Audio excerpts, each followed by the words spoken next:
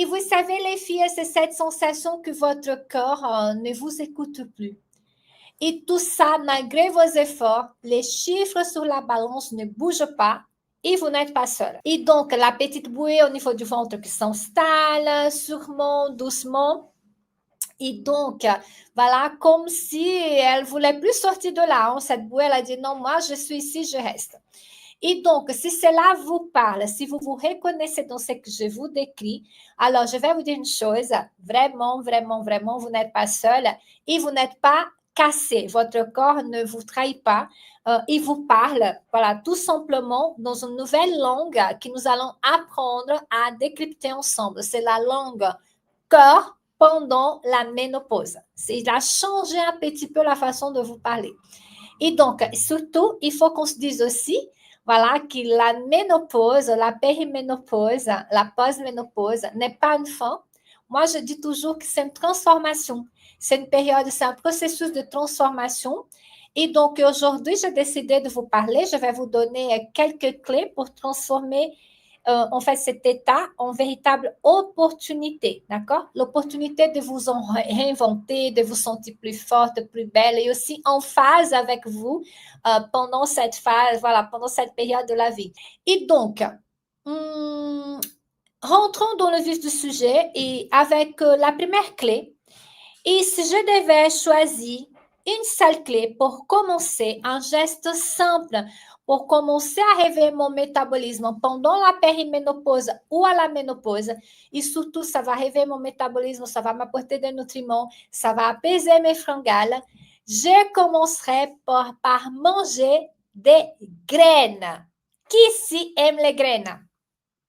Moi, la première. Vous aimez les graines? Et donc, oui, les filles, je parle des graines. Je parle des graines de chia, des graines de lin moulues, voilà, idéalement moulues. J'aime aussi les graines de chanvre et toutes les graines, les petites graines, les graines de tournesol, les graines de courge. Et donc, pourquoi j'ai choisi la clé numéro 1, les graines? Parce qu'elles sont des bombes de nutrition. Vraiment, elles sont nos alliés pour nous les femmes après 40 ans. Donc, si vous ne mangez pas encore des graines, il faut commencer à en manger parce que c'est vraiment formidable. Et donc, il y a quelques raisons pour que ces graines soient aussi intéressantes pour nous. La première chose, ces graines sont riches en fibres. Et quand je parle de fibres, je parle de satiété. Quand vous mettez des graines de chia, par exemple, dans un liquide, elles vont gonfler et donc elles vont créer une sorte de gel. Et ce gel, on appelle mucilage, d'accord? Et donc ce gel, il va aussi tapisser votre estomac, il va prendre de la place, du volume et donc il va ralentir la digestion. Donc, résultat, vous allez, si vous mangez des chia, des graines de chia, vous allez vous sentir rassasié pendant beaucoup plus longtemps. Et on sait que pendant la ménopause, quand on est en périménopause, au processus de ménopause, il y a certaines femmes qui voient leur faim augmenter, d'accord? Et donc, moi, c'est vraiment mon arme anti-grignotage. Donc, si vous faites des grignotages vers 16 heures, donc faites un chia pudding, par exemple, ça va vraiment vous aider. Il y a une autre chose aussi, ces graines-là, elles sont riches en quoi, les filles? Qui c'est? Oméga 3. Exactement, Jacqueline. Exactement, Dimitri. Voilà, Jackie. Oméga. Et donc, en fait, ces oméga 3, les filles, ce sont des acides essentiels. Ça veut dire que l'autre corps, il a besoin. Et donc, il a un super pouvoir, un super bienfait pour notre santé, que c'est ils sont anti-inflammatoires.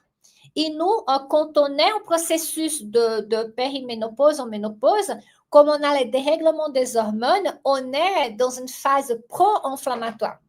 Et donc, en fait, pendant ce processus de ménopause, quand je vais dire ménopause, je vais dire pour la périménopause, la ménopause, la post-ménopause, d'accord? Comme ça, je n'ai pas besoin de dire tous les trois. Et donc, quand on est dans cette phase, notre corps a tendance à développer une inflammation de bas grade, c'est une inflammation silencieuse. Et cette inflammation silencieuse va favoriser le stockage de gras, notamment au niveau du ventre. On le sait toutes déjà. Et donc, quand vous consommez des omégas, ça va aider à étendre ce feu-là, parce que l'inflammation, c'est comme un feu qui nous consomme, voilà, peu à peu. Et donc, voilà, Et vous allez dire à votre corps, voilà, tu peux te détendre, tu peux commencer à déstocker, tout va bien, je gère l'inflammation. Aussi, comme vous avez dit dans le chat, ces graines sont riches en fibres. Et donc, les fibres, elles sont très importantes. Si vous ne savez à quoi ça sert les fibres, je vous invite à aller chercher sur la chaîne YouTube. Il y a une vidéo sur les glucides. Et les fibres font partie de la famille des glucides, d'accord? Et donc, en fait, les fibres sont hyper importantes. Pourquoi? Parce qu'elles vont nourrir notre microbiote intestinal. Ça veut dire que les bonnes bactéries en raffolent. Et donc, quand on a un intestin qui est équilibré, les bactéries qui sont très contentes, les bonnes bactéries, en fait, on va activer avec tout ça notre métabolisme. Et on va aussi avoir un ventre plus plat, un ventre vraiment lisse. Pourquoi? Parce qu'on n'a pas de fermentation au niveau de l'intestin. Et donc, maintenant, vous pouvez me poser la question, mais Rafaela, comment je peux consommer ces graines-là? Comment est-ce que j'ai fait? Donc, c'est hyper pratique. Ça veut dire que vous n'avez pas besoin d'en consommer beaucoup. Je dis toujours, ce n'est pas parce que c'est bon qu'on va consommer un demi-kilo de graines de chia par jour. Bien sûr, si vous faites le chia poudre, c'est une autre chose. Mais si vous voulez, par exemple, consommer saupoudré sur vos salades, sur vos soupes, sur vos yaourts, commencez, si vous n'avez pas l'habitude, avec une cuillère à soupe par jour. Et vous pouvez faire un petit mélange. Moi, j'aime bien faire un petit mélange. Et donc, c'est suffisant pour commencer. Et après, vous pouvez augmenter jusqu'à 2 cuillères à soupe par jour. D'accord? Et donc, à quel moment on peut consommer? En fait, vous pouvez déjà consommer depuis le matin, pendant le petit déjeuner. Vous saupoudrez vos graines sur votre yaourt, dans votre smoothie, d'accord? Mais vous pouvez consommer, en fait, pendant toute la journée. Il n'y a pas d'horaire idéal. Tous les horaires sont bons. Et vous pouvez intégrer au déjeuner, une collation, au dîner, d'accord? Et donc, pour les graines de lin, si vous la consommez en nature comme ça, si vous mettez dans un pain, voilà, parce qu'il y a des graines de lin qu'on peut mettre entières dans une préparation cuisinée, c'est une chose. Mais si vous allez la consommer telle que telle, c'est intéressant de la moudre, d'accord? Vous pouvez la moudre dans un moulin à café ou dans un robot, par exemple. Si vous pouvez la moudre à la minute, c'est encore mieux, mais vous pouvez aussi acheter des graines de lin moulues, c'est la farine de lin, entre guillemets, je dis toujours comme ça, voilà. Et aussi, comme ça, vous pouvez profiter encore plus des oméga 3 pour les graines de lin. Les graines de chia, moi, j'aime bien les gonfler. Pourquoi? Pour avoir ce mucilage, pour être plus assasié et tout ça. Et les graines de chanvre, par exemple, vous pouvez consommer telles qu'elles sont. Les graines de tournesol aussi et les graines de courge aussi. D'accord? Donc, il n'y a pas de souci. Donc, pour celles qui ne connaissent pas, qui ne sont pas dans le programme, vous pouvez faire un chia pudding express. Vraiment, c'est hyper simple à faire. Vous allez regarder la recette, mais vous pouvez faire d'autres choses avec les graines aussi. Il y a plein de recettes sur Internet.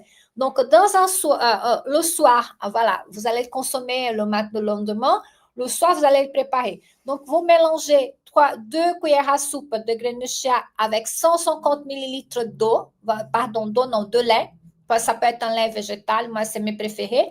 Ou ça peut être un lait animal, si vous ne prenez pas encore de lait végétal. Et donc, voilà, vous mélangez jusqu'à ce que ça soit vraiment hydraté. Et après, moi, ce que j'aime bien, c'est de mettre la cannelle dedans pour stabiliser la glycémie. Ou si vous aimez bien un peu de spray de vanille. Et le lendemain, vous pouvez mettre des fruits, par exemple, un peu de noix. Et vous pouvez le manger, voilà, soit en goûter, soit aussi au petit déjeuner. D'accord? Mettez tout ça au frigo. Bien sûr, on va le garder, le chia poudre au frigo, cette préparation la veille, voilà, le lait et les graines, et la vanille si vous préférez. Et le lendemain, avant voilà, d'aller le manger, vous rajoutez les toppings, entre guillemets, d'accord? Et après avoir nourri notre corps avec les graines riches en fibres, en oméga, en anti-inflammatoires, en antioxydants, on va s'occuper de vraiment commencer à apaiser notre système hormonal de l'intérieur. Pourquoi? Parce que la deuxième astuce, si je voulais retrouver mon équilibre et relancer ma perte de poids à la ménopause, ça serait de boire une infusion d'équilibre féminin. Et là, quand je parle d'infusion d'équilibre féminin, je pense en particulier à 2 plantes. Ça dépend si vous avez encore vos règles ou pas, d'accord? Je pense vraiment à 2 plantes qui sont merveilleuses pour équilibrer nos hormones de façon naturelle. Et donc, je parle de la sauge et des feuilles de framboisier, d'accord? Et pourquoi? Pourquoi, Rafaela, tu as choisi la sauge et les feuilles de framboisier et pas d'autres plantes? Parce qu'en fait, ces 2 plantes sont des régulatrices de notre système hormonal quand on est en pleine tempête de la périménopause et la ménopause. Et la sauge, elle est très intéressante parce que c'est une amie de nos nuits quand on commence à avoir des transpirations nocturnes. Et la sauge, elle a un bienfait de ce qu'on appelle en science qu'elle est oestrogène-like. D'accord? Oestrogène, c'est notre hormone, l'oestrogène, que vous connaissez très bien. Et la sauge, elle est oestrogène-like. Ça veut dire qu'elle va mimer, voilà, j'allais dire mimétiser. Elle va mimer certains effets, elle va imiter certains effets de nos hormones oestrogènes. Et donc, quand les hormones, les oestrogènes chutent à la ménopause, c'est super intéressant d'avoir une plante qui va imiter les effets et les bienfaits des oestrogènes dans notre corps. D'accord? Et surtout, elle a un très grand bienfait pour nous. Surtout, voilà, quand on commence à avoir des bouffées de chaleur. Pourquoi? Parce qu'elle régule la température du corps. Une autre chose aussi, notre plante, voilà, que je vous ai parlé, c'est le framboisier. Et en fait, le framboisier, c'est une plante qui est très féminine. Et qu'est-ce qu'elle va faire? Elle est une amie de notre utérus. Donc, la sauge, c'est l'amie, voilà, des nuits paisibles. Et le framboisier, c'est l'ami de l'utérus. Si vous avez encore des règles qui sont un peu patraques, des règles déréglées, entre guillemets, j'aime bien dire ça. Et donc, elle va aider à réguler les cycles qui sont un peu anarchiques en pré-ménopause et en périménopause. Et donc, elle va agir vraiment, elle va harmoniser notre système féminin, elle va harmoniser notre cycle aussi. Et donc, quand on va calmer ces symptômes typiques de la ménopause, les cycles vraiment anarchiques, les douleurs, les crampes, voilà, les sauts d'humeur aussi. Donc, vous sortez votre corps de cet état d'urgence permanent qu'il est avec ces cycles qui sont complètement hors circuit. Et donc, si vous avez un corps qui est équilibré, vous envoyez un message aussi qui peut s'occuper des kilos superflus aussi. D'accord? Donc, ça, c'est super intéressant. Et donc, comment on peut utiliser ces 2 plantes-là? Et donc, en quelle quantité aussi? Vous pouvez commencer avec une tasse par jour. Mais par exemple, pour les bouffées de chaleur, vous pouvez aller jusqu'à 3 tasses. D'accord? Si vous avez encore vos cycles, vous pouvez commencer à partir du jour 15 à prendre les tisanes de framboisier. Et vous pouvez prendre 1 à 2 fois par jour, même maximum 3 fois par jour. D'accord? Mais c'est super intéressant de vraiment activer ces plantes-là pour vos soucis hormonaux. Et donc, comment est-ce que je vais faire? Je vais utiliser une cuillère à café. Je pense qu'on peut, ouais, une cuillère à soupe, d'accord? Je vais mettre une cuillère à soupe de feuilles sèches, si les feuilles sont sèches. Et donc, de sauge, quand je vais faire la tisane de sauge, ou de framboisier. Si vous avez encore les 2, voilà, si vous avez encore les règles et que vous êtes en périménopause comme moi, vous pouvez utiliser les 2 plantes. Si vous avez dépassé la ménopause, déjà que vous êtes en ménopause, vous utilisez que la sauge. Et si vous êtes, voilà, entre les 2 comme moi, vous pouvez utiliser la sauge et le framboisier. Mais respectez les délais. Par exemple, je vais utiliser le framboisier à partir du jour 15 de mes règles et je peux utiliser la sauge pendant tout le mois. D'accord? Et donc, vous allez faire un mélange aux une des plantes et vous allez mettre dans une théière et vous laissez infuser. En général, on utilise une cuillère à soupe de plantes séchées par 300 ml d'eau. d'accord? Et vous pouvez boire à n'importe quel moment de la journée, mais par exemple, la sauge, n'oubliez pas de le boire en fin d'après-midi, en début de soirée pour commencer l'effet pour la soirée aussi, d'accord? Il y a juste une chose, la sauge, elle est déconseillée en cas d'antécédent de cancer hormonodépendant.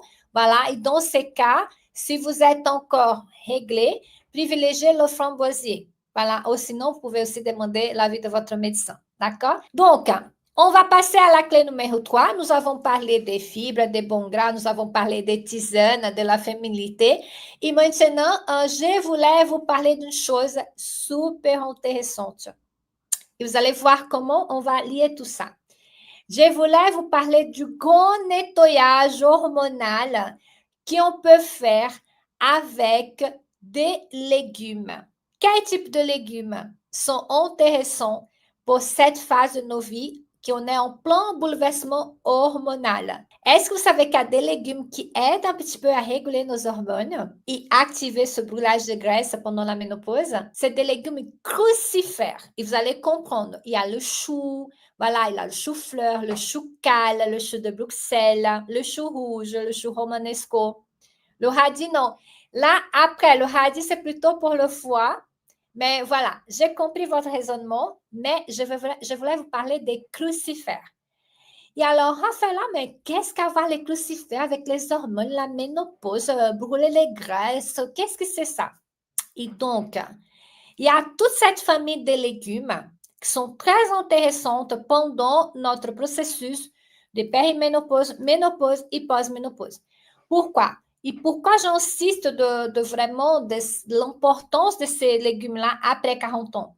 Parce que ce sont les meilleurs amis de notre foie, mais pas que, pour l'aider à détoxifier les estrogènes. Vous savez que le foie, c'est le grand nettoyeur de notre corps. Mais les crucifères vont aider à ce nettoyage au niveau des hormones. Je vous explique. Le crucifère, il aide le foie à faire le grand ménage hormonal. Pourquoi? Parce qu'à la ménopause et à la périménopause, voilà, donc pendant tout ce processus-là, nos hormones vont fluctuer, mais de façon chaotique. Ils vont fluctuer vraiment, ça va être comme ça. Et donc, on peut avoir des moments dans notre corps où les oestrogènes vont chuter, d'accord? Et après, on va avoir des moments où on va avoir une dominance en oestrogènes. Ils vont augmenter. Donc, c'est trop, c'est peu, c'est trop. Et donc, notre corps, il doit les gérer, il doit les équilibrer. Donc, quand on a ces hormones en excès, ces oestrogènes en excès, ou mal recyclés, ça peut favoriser l'inflammation, la rétention d'eau, la prise de poids, le stockage de graisse, voilà, en particulier au niveau des hanches, des cuisses, du ventre. Donc, quand on a trop d'oestrogène, voilà, une dominance oestrogénique, ce n'est pas bon. Il faut que la balance soit bien équilibrée. Et donc, en fait, ces aliments crucifères, ces légumes crucifères, ils sont de nettoyeurs. Pourquoi? Parce qu'ils ont des molécules qui s'appellent, là je vais essayer de lire parce que c'est toujours des noms bizarres, l'indole 3-carbinol. L'indole 3-carbinol et le sulforaphane. Donc, c'est ces deux molécules qui composent toute la famille des crucifères. Et donc, en fait, ces composés vont aider le foie à nettoyer un peu, à équilibrer cet excès d'oestrogène qu'on peut avoir pendant ces, on va dire, ces chaos hormonal, d'accord? Et donc, qu'est-ce qu'ils vont faire? En fait, ces composés, ils vont activer la détoxification, mais pas juste la détoxification générale, la détoxification hormonale. Et donc, en fait, le foie va prendre des hormones, des vieilles hormones qui sont là, qui circulent, et donc, ils vont faire que ces hormones soient inoffensives pour notre corps, pour qu'elles ne génèrent pas de l'inflammation. Et surtout, quand on a trop d'hormones, il va essayer de les éliminer de façon sûre et efficace via intestin, d'accord? Via selle. Et donc, en fait, c'est comme si votre foie, il est le grand nettoyeur, mais vous venez avec une équipe de nettoyage spécialisée pour faire le tri. Et donc, les crucifères sont spécialistes dans le tri des hormones, des poubelles hormonales. Ça veut dire qu'ils vont faire sortir les poubelles spécifiques des hormones. Et donc, quand on a un foie qui fonctionne bien, c'est la garantie, bien sûr, d'un équilibre hormonal. C'est ça qu'on veut aussi. Moins d'inflammation, parce que si on a trop d'oestrogène, ça génère de l'inflammation et de la prise de poids. Et donc, un métabolisme qui va être beaucoup plus coopératif pour la perte de poids. Est-ce que vous comprenez, les filles, comme tout est lié? Donc, c'est pour cela que si vous mangez des crucifères, ça va activer le métabolisme et voilà, le déstockage de graisse. Donc, et comment on peut manger ces crucifères-là? Et pourquoi maintenant, vous savez, je vais manger des brocolis, pas parce que le brocoli me fait perdre du poids.